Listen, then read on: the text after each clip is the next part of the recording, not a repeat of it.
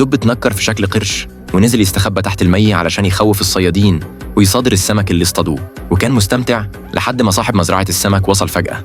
الدب خاف ورمى السمك اللي معاه في صندوق الزبالة القريب، بس اتفاجئ إن الراجل كمان بيرمي سمك في نفس الصندوق. الدب فرح قوي وساعده يرمي باقي السمك. بعد شوية الدب جاع جدا وشاف الراجل بيرجع السمك الصغير للبحيرة. المنظر ده خلى نواياه تسوء، جري وجاب شباك وأدوات صيد، بس الراجل صدرها منه بسرعة وراح على مفرخ السمك وابتدى يربي زريعة.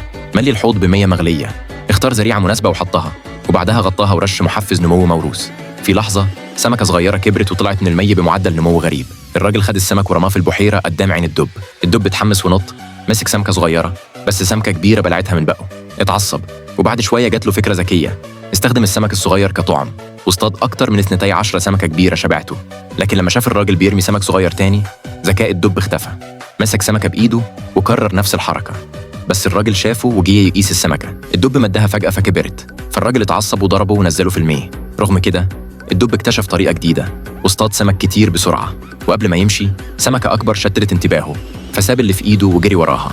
وبعدها بلحظة الدب اشتكى للراجل إن الولد حاول يضربه، بس الراجل كشف خدعته وضربه تاني. ورغم وجع قلبه الدب ركز تاني على الصيد، ولما شاف مركب اللعبة عرف يعمل إيه. شفت قبل كده دب بالمكر ده؟